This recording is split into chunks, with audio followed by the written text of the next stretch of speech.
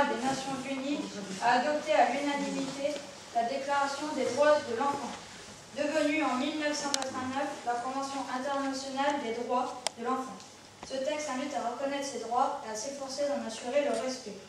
Il désigne par enfant tout être humain âgé de moins de 18 ans, sauf si son pays accorde la majorité plus tôt. Article 1.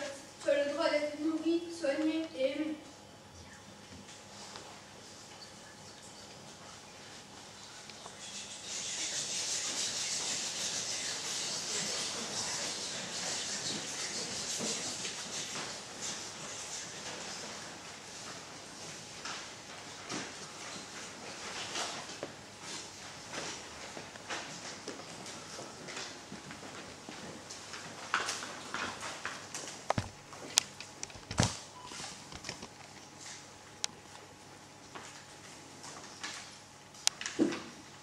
Samedi 20 juin 1942. C'est une sensation très étrange pour quelqu'un dans mon genre d'écrire un journal. Non seulement je n'ai jamais écrit, mais il me semble que plus tard, ni moi ni personne ne s'intéressa aux confidences d'une écolière de 13 ans. Mais à vrai dire, cela n'a pas d'importance. J'ai envie d'écrire. Et bien plus encore, de dire vraiment ce que j'ai sur le cœur, une bonne fois pour toutes, à propos d'un tas de choses. J'ai habité Francfort, en Allemagne, jusqu'à l'âge de 4 ans. Comme nous sommes juifs à 100%, mon père est venu en Hollande en 1933. Puis nous l'avons rejoint avec ma mère et ma sœur Margot. À partir de mai 1940, c'en était fini du bon temps. Les lois anti-juives d'Hitler se sont succédées sans interruption et notre liberté de mouvement fut de plus en plus restreinte. Les juifs doivent porter l'étoile jaune. Les juifs doivent rendre leur vélo. Les juifs n'ont pas le droit de prendre le tram ni l'autobus. Les juifs n'ont pas le droit de fréquenter les théâtres, les cinémas. Les juifs n'ont pas le droit d'aller à la piscine ou de jouer au tennis ou à d'autres sports. Les juifs n'ont pas le droit de se tenir dehors dans leur jardin, chez eux, après 8 heures du soir. Voilà comment nous vivotions. Faire du vélo, Danser, Découvrir le monde. me sentir jeune, savoir que je suis libre. libre. Voilà à quoi j'aspire. Nous avons eu un troisième bombardement. J'ai serré les dents et je me suis exercé au courage. Je vois comment le monde se transforme lentement en désert. J'entends plus fort, toujours plus fort, le grondement du tonnerre qui approche et nous tuera, nous aussi. Je ressens la souffrance de millions de personnes et pourtant, quand je regarde le ciel, je pense que tout finira par s'arranger. Que cette brutalité aura une fin, que le calme et la paix reviendront régner sur le monde. Anne Frank.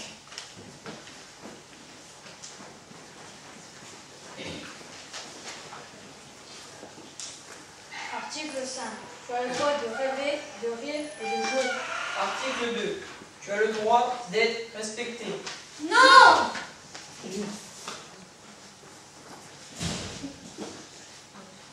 Le 1er décembre 1955. En 1955, à Montgomery, aux États-Unis, une des lois les plus méprisantes que subissait la communauté noire concernait les places dans les bus. Les 4 premiers rangs étaient réservés aux Blancs. Les Noirs étaient relégués vers les sièges du fond. Ils avaient le droit de s'asseoir dans la zone centrale, mais seulement si les Blancs ne manquaient pas de place. Dans le cas contraire, ils devaient céder leur siège aux Blancs et rejoindre le fond du bus. En 1943, Rosa avait déjà refusé d'obéir à ce règlement, et un chauffeur l'avait obligée à sortir du bus. D'autres Noirs, hommes ou femmes, se sont rebellés eux aussi. Rien ne changeait. Le 1er décembre 1955, dans son empressement à rentrer chez elle après sa journée de travail, Rosa ne s'est pas rendu compte que le bus dans lequel elle montait était conduit par le chauffeur blanc qui l'avait malmenée 12 ans plus tôt. Elle ne serait sans doute pas montée si elle l'avait su, car elle n'avait pas du tout envie d'avoir affaire à lui. Elle s'est assise dans la première rangée de la zone centrale, à côté de 3 autres passagers noirs. Aux arrêts suivants, des blancs sont montés. Ils se sont assis devant, aux places qui leur étaient réservées, jusqu'à ce qu'il leur manque un siège. Le chauffeur a alors demandé à Rosa et à ceux de sa rangée de céder leur place. Tous les 4 ont refusé. Le chauffeur s'est énervé. Devant les menaces, les 3 passagers noirs installés à côté de Rosa se sont levés. Rosa, elle, est restée assise. Elle en avait assez de se soumettre. Le vent de la révolte grondait dans sa poitrine. Le chauffeur lui a dit « Je vais me faire arrêter !» « Vous n'avez qu'à le faire », a-t-elle riposté. Le conducteur est sorti du bus et a attendu la police pendant quelques minutes. Les passagers noirs restaient silencieux. Aucun n'est intervenu pour l'aider. Elle essayait de ne pas penser à ce qui pouvait arriver et se répétait que Dieu la soutiendrait. Tout était possible. On pouvait la brutaliser, la frapper. Son cœur battait fort, très fort. Avoir enfin dit non, après tant d'années de vexation et d'humiliation, d'obéissance à des lois qui l'obligeaient à vivre tête baissée. Des chaînes se brisaient du fond des siècles. Tout un peuple se redressait. 2 agents de police sont finalement arrivés. Rosa leur a demandé. Pourquoi tant de persécutions? Je ne sais pas, mais la loi est la loi, et je vous arrête. Certains ont dit que Rosa était si fatiguée ce jour-là qu'il lui était impossible de bouger les pieds. Mais ce n'est pas aux pieds que Rosa avait mal, c'était dans son cœur. Elle en avait assez de toujours suivre les ordres des Blancs. Les policiers l'ont interrogée. Elle a été conduite en prison. Elle n'était pas terrorisée, juste prête à accepter ce qu'elle devait affronter. Avec le temps, les gens ont fait d'elle un symbole, la mère du mouvement des droits civiques.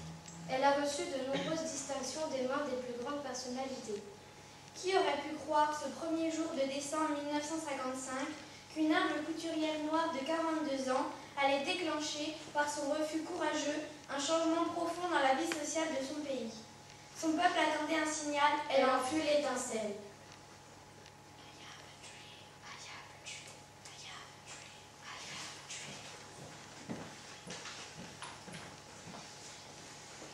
Je rêve qu'un jour, les fils dansent. Je rêve qu'un jour. Entendez-vous, contrôlez.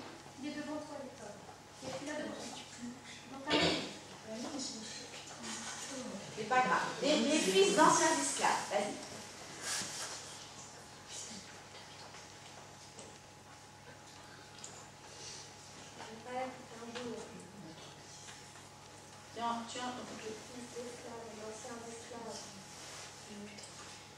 Je rêve qu'un jour, notre pays se lèvera. Je rêve qu'un jour, les fils d'anciens esclaves et ceux d'anciens propriétaires d'esclaves pourront s'asseoir ensemble à la table de la fraternité. Je rêve qu'un jour, mes 4 petits-enfants vivront un jour dans une nation où ils ne seront pas jugés sur la couleur de leur peau, mais sur la valeur de leur caractère. Je fais aujourd'hui un rêve. Libérez Mandela, abat l'apartheid. 11 février 1990, devant une foule dense, des centaines de journalistes et télévisions du monde entier, Nelson Mandela franchit les portes de la liberté après 27 ans de détention. Enfin libre à 71 ans. Mandela, président, Mandela, président. Johannesburg, le 27 avril 1994, après des élections libres et sans distinction de race, le peuple sud-africain exprime sa voix en votant pour la démocratie. Le système de l'apartheid est démantelé. Mandela est élu premier président noir de la République.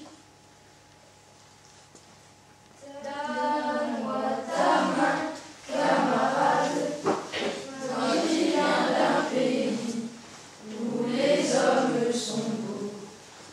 Donne-moi ta main, camarade, j'ai 5 doigts moi aussi, on peut se croire égaux.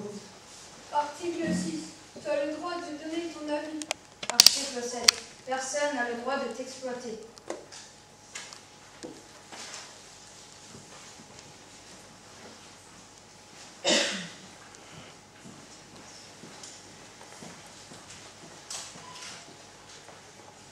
Imagine, monsieur le président du monde, que tu sois un martien et que tu débarques pour la première fois sur Terre avec ta soucoupe volante. Tu vois une montagne fumante et tu te dis « Chouette, on dirait un petit volcan en activité. Allons voir de plus près. » Tu atterris et là, badaboum. Tu n'en crois pas tes yeux. Tu découvres que ce n'est pas un volcan, mais une énorme décharge publique couverte de jeunes humains sales et mal vêtus, qui se disputent la nourriture au milieu des chiens, des rats et des mouches. Tu imagines le choc, monsieur le président du monde? On t'a dit que sur Terre se sont développées des sociétés très avancé et tu tombes sur une des misères les plus scandaleuses du système solaire. Ces énormes décharges publiques existent à côté des bidonvilles dans les pays pauvres. Les enfants y naissent, ils grandissent. Du matin au soir, ils trient les ordures. Ils meurent parfois parce qu'ils ont touché ou respiré des produits dangereux venant des pays riches. Ils courent autour des bulldozers et des camions qui apportent les déchets, comme des mouettes autour des bateaux de pêche. Ils s'enfoncent dans les détritus jusqu'aux cuisses. Ils ne sont pas des chercheurs d'or ou de papillons rares. Ce sont des petits découvreurs de métaux, de verre, de carton qui vendent chaque soir leur récolte. Ils ne connaîtront rien d'autre dans leur vie que ces paysages de désolation. Voilà, Monsieur le Président du monde, ce à quoi sont condamnés des dizaines de milliers d'enfants dans le monde, dès l'âge de 4 ans ou 5 ans.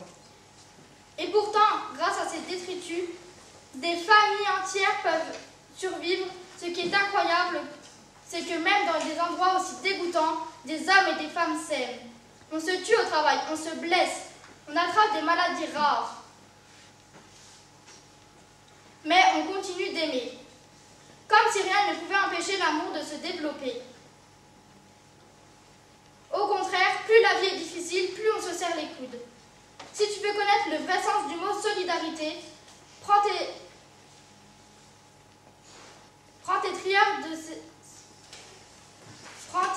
valises, sème tes gardes du corps et va dire bonjour à ces trieurs d'ordures. Monsieur le Président du monde, tu ne regretteras pas le déplacement.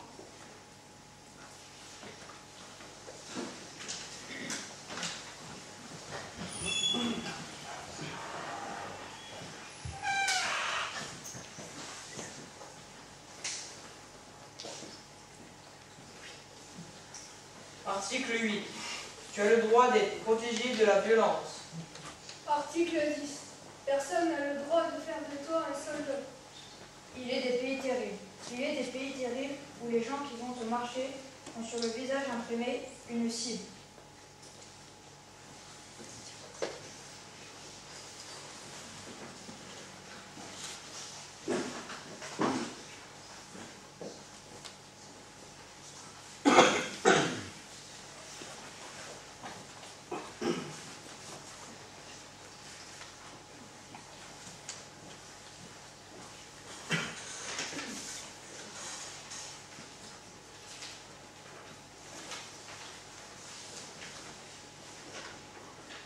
Cher Mathieu, cher Thomas, quand vous étiez petits, j'ai eu quelquefois la tentation, à Noël, de vous offrir un livre.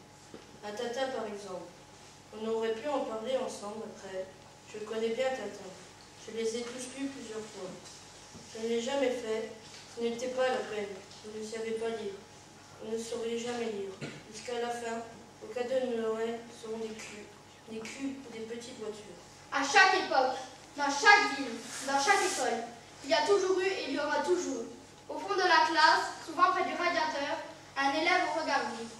Chaque fois qu'il se lève ou qu'il ouvre la bouche pour répondre à une question, on sait qu'on va rire. Il répond toujours n'importe quoi parce qu'il n'a pas compris et qu'il ne comprendra jamais. Le prof, quelquefois sadique, insiste pour amuser la galerie et mettre de l'ambiance et remonter son audimat. L'enfant au regard vide, debout au milieu des élèves déchaînés, n'a pas envie de faire rire. Il ne le fait pas exprès, au contraire. Il aimerait bien ne pas faire rire, il aimerait bien comprendre. Il s'applique, mais malgré ses efforts, il dit des bêtises, parce qu'il est non comprenant. Quand j'étais gosse, j'étais le premier à en rire. Maintenant, j'ai une grande compassion pour cet écolier au regard vide. Je pense à mes enfants, heureusement, on ne pourra même pas se moquer d'eux à l'école. Ils n'iront jamais à l'école.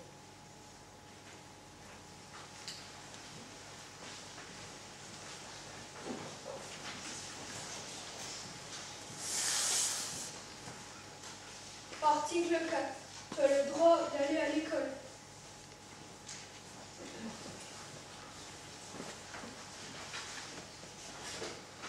Si mon père devait tuer des enfants pour envahir un pays, Il ne serait plus mon père. Il serait un tueur d'enfants. Alors je tuerai mon amour pour lui. Monsieur le Président du monde, réveille-toi.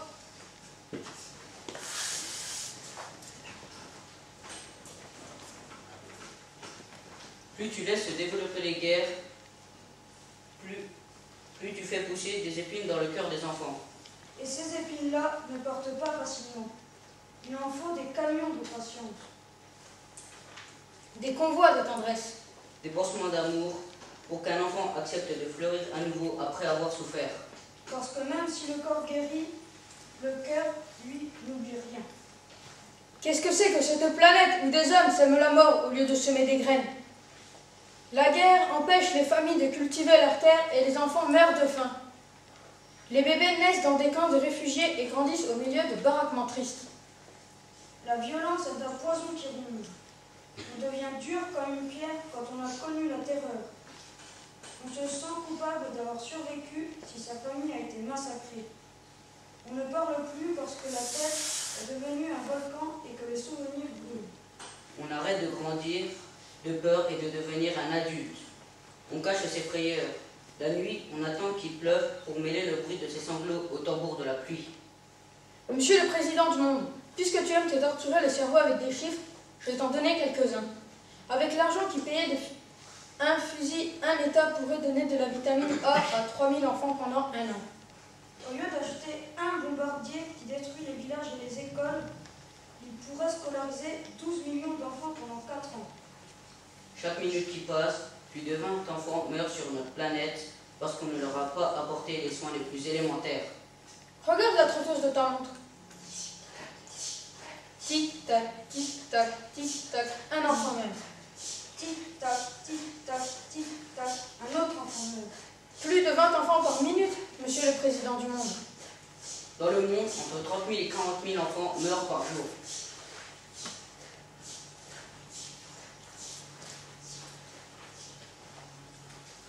Ici, on jette le pain par les fenêtres. Là-bas, ils meurent de faim. Ici, on jette les voitures contre les arbres. Là-bas, ils marchent pieds nus dans la poussière. Ici, on jette des regards d'envie sur la maison du voisin. Là-bas, ils n'ont pas de maison.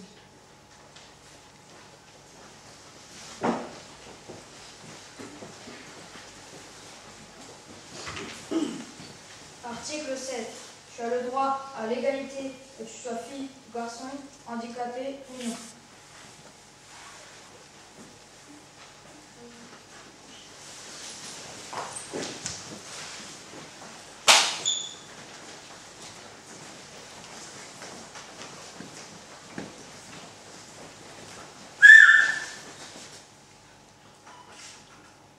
Quand ils sont venus chercher les handicapés, je n'ai rien dit.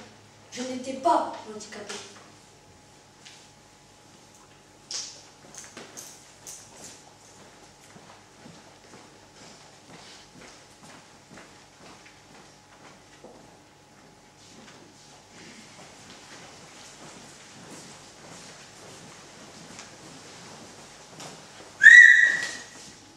Quand ils sont venus chercher les homosexuels, je n'ai rien dit.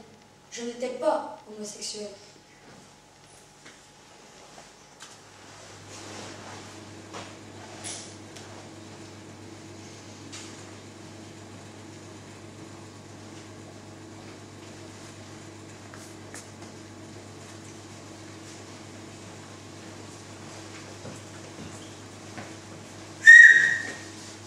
Quand ils sont venus chercher les ronds, je n'ai rien dit. Je n'étais pas rond.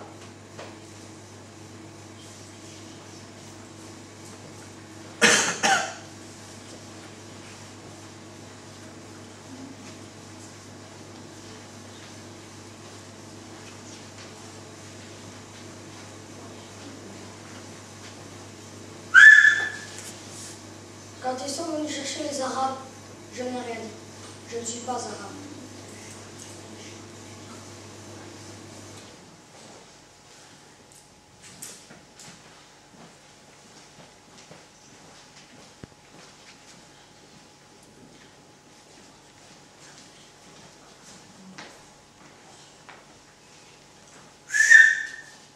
Quand ils sont venus chercher cette vitesse, je n'ai rien dit. Je Je n'étais pas de l'État.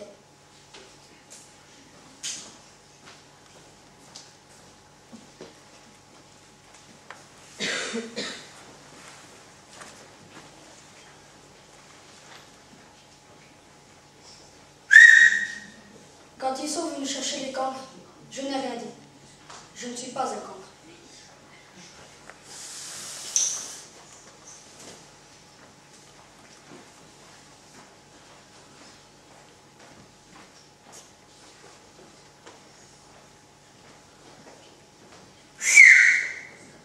Quand ils sont venus chercher les femmes, je n'ai rien dit. Je ne suis pas une femme.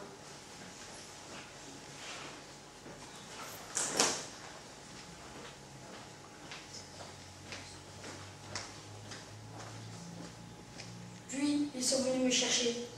Et il ne restait plus personne pour dire quelque chose.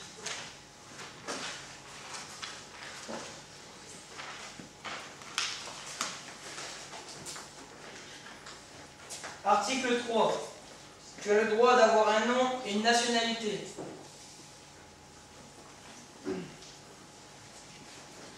Arrachez tous les drapeaux de toutes les nations. Arrachez-les, du d'orgueil. Faites-en un linge pour accueillir l'enfant.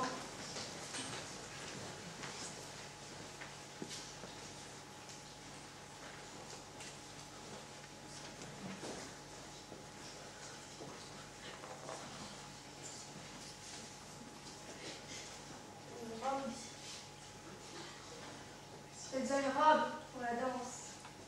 Ou un foulard au cou des miséreux. Étendez-les comme un drap pour le repos du vieil homme. Possédez sous le vent pour parcourir les règles. Arrachez tous les drapeaux, qu'ils soient la nappe immense sur la table des hommes. Arrachez les drapeaux, qu'ils soient la nappe immense sur la table des hommes.